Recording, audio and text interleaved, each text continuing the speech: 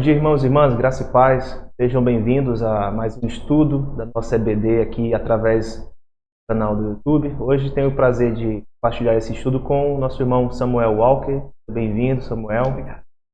E nós estamos começando nesse dia nova sequência de estudos, que é Tudo Entregarei.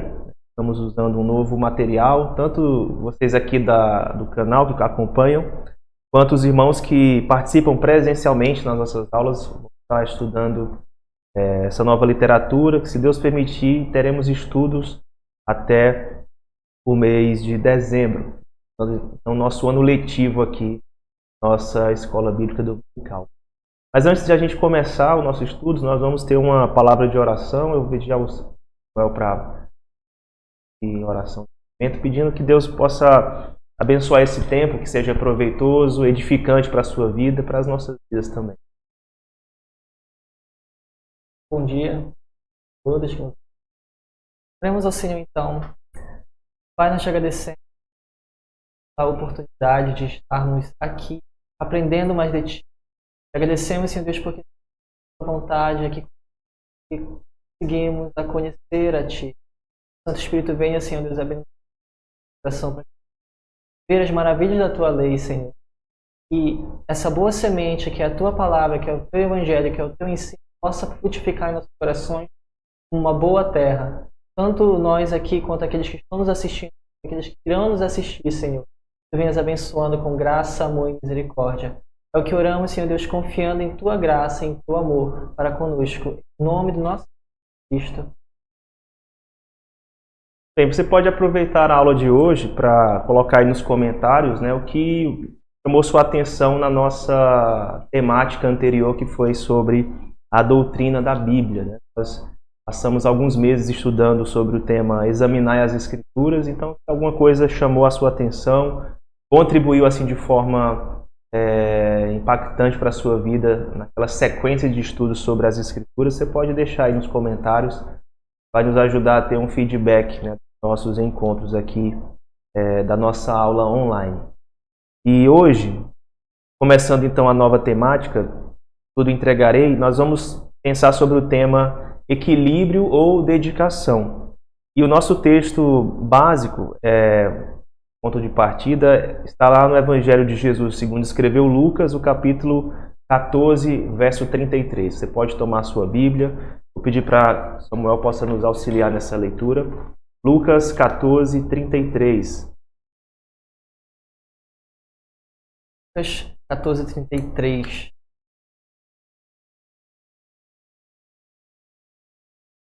Palavra do Senhor. Minha versão, King James.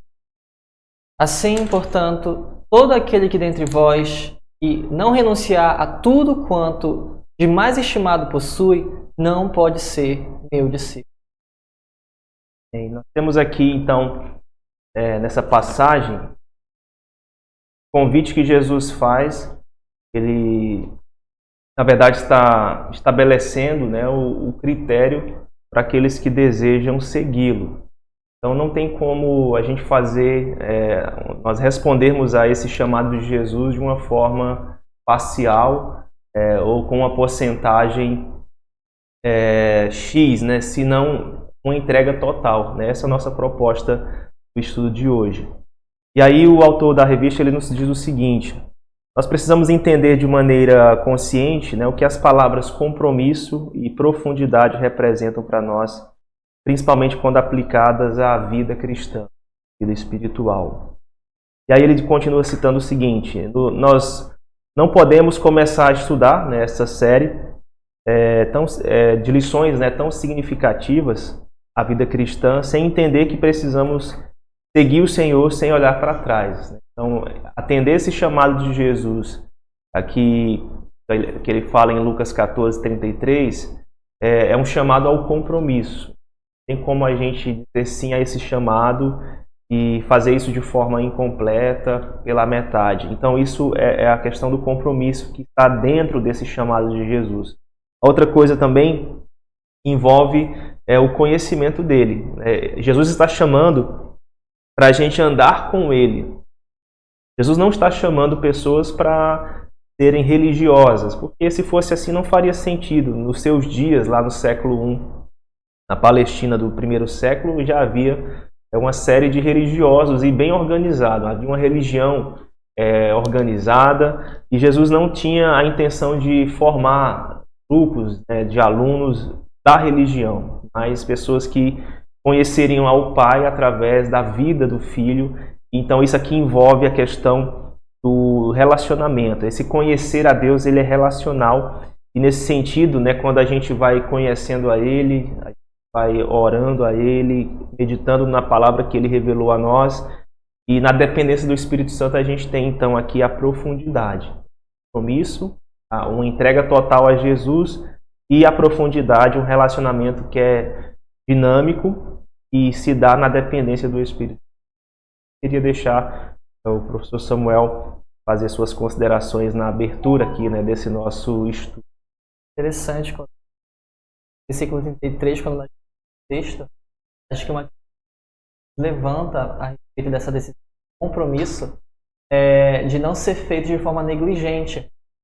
E até os próprios exemplos que ele se utiliza nos versículos anteriores sobre um rei, ele não vai para a guerra sem ver se o seu exército ele é o suficiente para enfrentar o do outro, ou insuficiente ele vai levantar a bandeira de paz.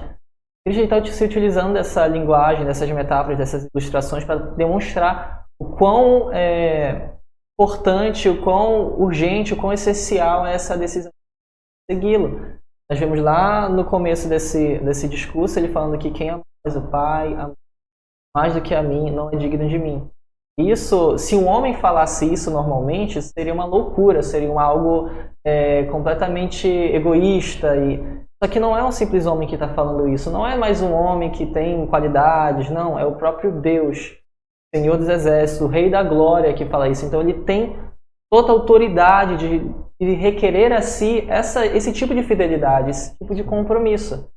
E na nossa realidade de hoje, moderna, essa questão do compromisso, ela fica cada vez mais... Acho que quando alguém lê esse chamado de Cristo, e Lucas ele é bem mais incisivo nesse chamado, porque nós vemos Mateus e Marcos falando sobre negar-se a si mesmo, ele é bem mais incisivo quando ele fala sobre isso de uma maneira mais clara. Não, tem que negar no sentido tão amplo e tão profundo, que é como se você deixasse de amar todas as outras coisas. O amor a Cristo deve ser tão grande que é como se você deixasse de amar todas as outras coisas, até aquilo que normalmente nós devemos amar, até somos orientados a amar, que é a própria questão da família. Isso não é uma questão de, é uma questão de negar um em favor do outro, mas é de ter a prioridade, o compromisso final é com Cristo, é com Jesus, é com o seu Evangelho. E isso que ele está tentando deixar bem claro. É mais importante, é tão crucial para a nossa vida, nós venhamos a seguir Ele e ter esse compromisso, essa fidelidade ao seu chamado. Sim. E assim, para a gente compreender o compromisso cristão a gente não está fazendo isso a partir de qualquer exemplo. A gente está fazendo isso a partir de Jesus, porque certo autor disse que Jesus ele não vai exigir nada dos seus seguidores que ele próprio não tem vivenciado. Ou seja, então se Jesus nos chama ao compromisso, Jesus é alguém que esteve comprometido ao vir aqui a este mundo, a se submeter à vontade do Pai, até mesmo quando ele fala sobre o corpo dos seus ensinamentos, o seu conjunto de ensinos, ele fala que não falou nada a partir dele, mas conforme o que ele ouviu do seu Pai celestial. Então Jesus é esse homem que perfeitamente está comprometido com a sua missão até as últimas consequências. Então ele é o nosso modelo para esse comprometimento. É o tópico 1 aqui da nossa lição de hoje. E o segundo tópico, para a gente compreender essa questão da dedicação da vida cristã em seguir Jesus, passa por a compreensão do caráter de Deus. Porque tem um questionamento, a gente quando olha para as Escrituras e a gente escuta também a respeito de Deus, até no meio do senso comum, as pessoas costumam até reconhecer, Deus é bom, Deus ele ama, Deus nos ama, Deus é amor. mas a gente, por outro lado, percebe também uma grande dificuldade da nossa parte em não nos comprometermos com Ele.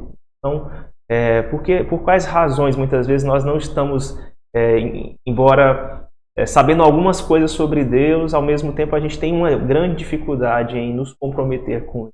É uma questão para a gente pensar. E o autor da revista está dizendo que isso passa pela a nossa compreensão do caráter de Deus. Então, às vezes, a nossa limitação nessa relação com Ele tem a ver com um déficit no entendimento de quem Ele é. Qual é o seu caráter, de fato. Então, por exemplo, Deus ele é amor, né, na sua essência, mas se a gente não é alcançado por esse amor e não permite que esse amor transforme o nosso íntimo, a gente vai ter dificuldade de também amar outras pessoas. A gente tem uma dificuldade de reconhecer em Deus um Pai amoroso, a gente vai ter dificuldade também de compartilhar isso com outras pessoas, e tem a ver com essa nossa dificuldade de compreender muitas vezes o caráter dele. É interessante. Muitas pessoas, cada um, aqueles que nos assistem, qualquer um que sair na sua rua e bater de porta em porta, e você acredita em Deus? 99 vai falar, não, acredito em Deus, não. Acredito, Deus existe. Deus. O cara lá de cima. Nesse senso comum, nessa própria compreensão de quem é Deus, esse que é o problema. Nós somos comprometidos, todas as pessoas se comprometem com alguma coisa, com algum pensamento, com alguma visão de mundo. Mesmo sem intenção, ela se compromete.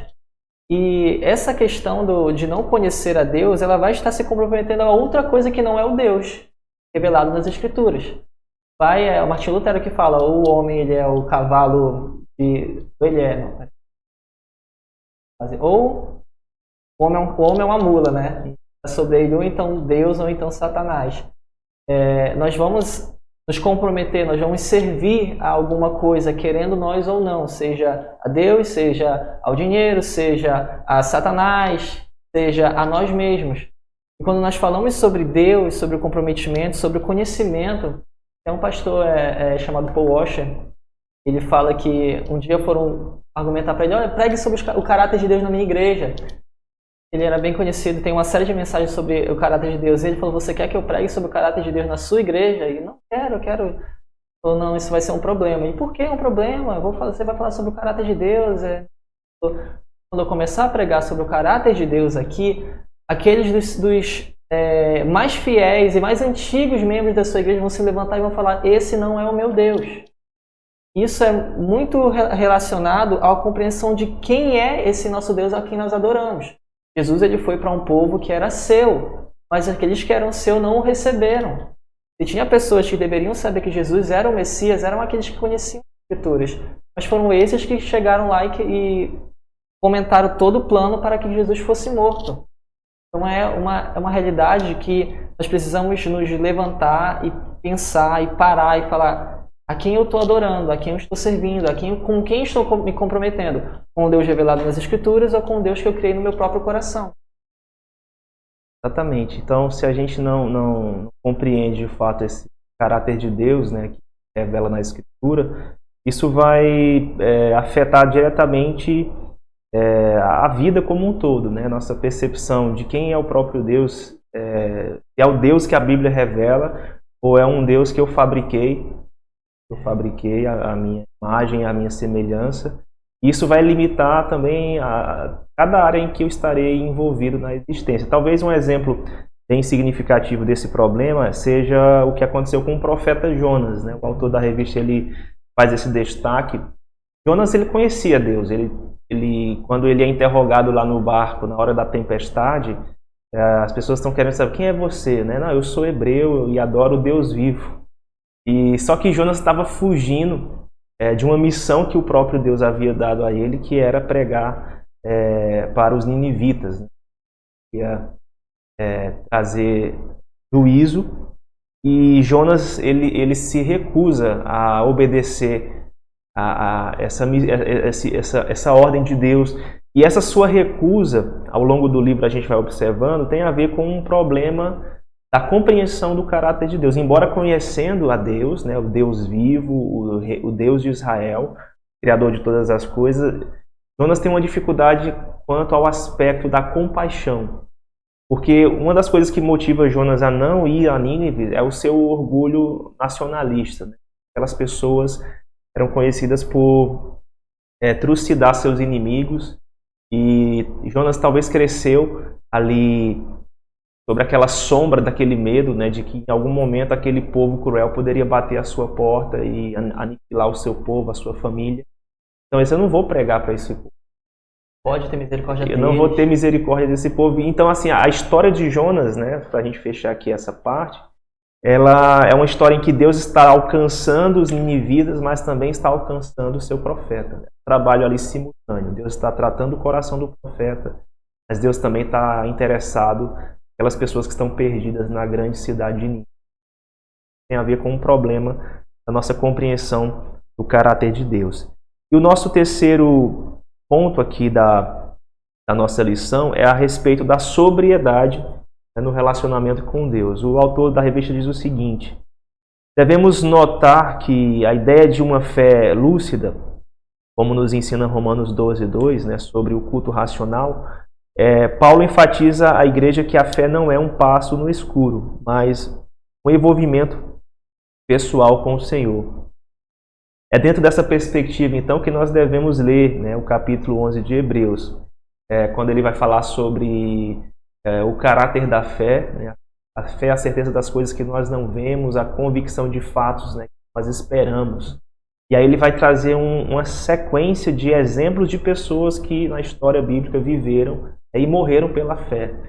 Então foi por esse conhecimento, né, do Deus a quem eles serviam e de todo o poder que ele tem, e muitos viram muralhas cair, muitos foram salvos, cidades foram condenadas, tiveram filhos fora de condições estabelecidas pela natureza humana, ou seja, pessoas de idade avançada como Abraão e Sara conceberam Isaac, ou pessoas que não podiam ter filhos, tiveram o ventre curado. Né? Então, muitas coisas aconteceram ali com base na fé. Outros morreram, né, por causa desse testemunho, mas mantiveram, né, a fé ali, a esperança em Deus.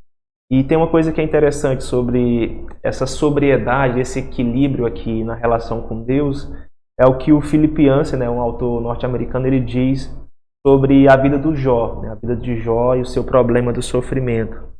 É que Deus está muito mais interessado em como nós vamos responder a partir da fé do que no nosso bem-estar, no nosso prazer. Então ali Jó está sendo confrontado, né, quando não faz nenhum sentido, num entendimento ali, uma teologia meio que retributiva, né? Você faz o certo, você recebe as bênçãos. Se você pisa na bola, você recebe então o juízo. Isso não está fazendo sentido na cabeça de Jó ao longo do livro, porque ele se vê como alguém justo, alguém que é piedoso na sua fé, e agora o sofrimento está assolando a sua vida. Então, Philip Yancey, ele destaca que nessa relação, né, para trazer um equilíbrio, Deus está interessado em ver como é que a gente vai responder através da fé àquela circunstância que a gente está vivenciando. Interessante que o autor da revista, ele bem didaticamente, você assiste 3 pontos, uma escadinha, digamos assim. Nós vemos o modelo de Cristo, o modelo de Jesus como modelo a ser seguido, a forma que ele na Filipenses 2 mesmo, que ele se esvaziou, ele se colocou à disposição em obediência a Deus de uma maneira extrema, de uma maneira fiel, e essa obediência dele expressa essa realidade de vida que ele quer dos seus discípulos, dos seus seguidores. Ele requer isso no sentido de saber que isso, digamos assim, é o melhor para nós. Aí quando ele chega aqui nessa última parte, essa realidade do relacionamento com Deus, o que ela vai gerar? É interessante porque, como o Philip Yancey fala, as circunstâncias que Jesus passou. Imagina só ele lá na tempestade, andando de um lado para outro, ele tendo sede lá e chegando no poço com a mulher samaritana, ele passando por dificuldades, ele não tendo onde reclinar a cabeça. Isso não foi prazeroso. Se fosse prazeroso, Deus ia colocar ele no palácio, ia colocar ele num lugar mais de alto renome, ia fazer ele nascer não numa manjedoura, mas num berço de ouro. Mas a proposta de Deus é demonstrar em Jesus Cristo que é o perfeito, é o último Adão, é aquele que expressa a realidade do próprio Deus e a realidade do povo, é o Israel perfeito, né?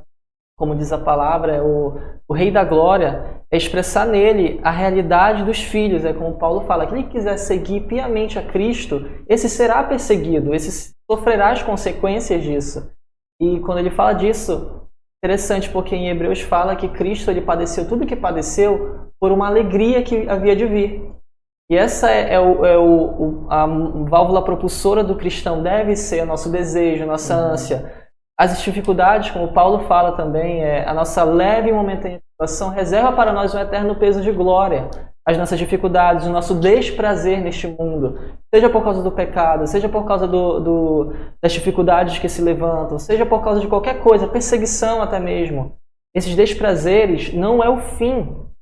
Esses desprazeres, na verdade, são muitas vezes utilizados, como nós vemos nas cartas, são utilizados por Deus para dar glória a Ele e para a nossa própria maturidade, nossa santidade, nosso desenvolvimento de um relacionamento sóbrio com Ele.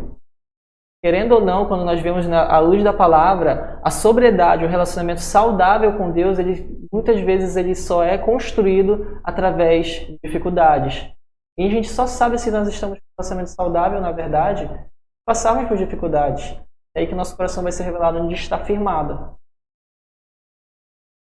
E concluindo, então, irmãos, esse estudo, a gente precisa estar consciente, né, se a gente está de fato disposto a seguir a Jesus, coisa que a gente precisa ter muito claro na nossa mente. Jesus não vai baixar, né, a linha de corte para segui-lo.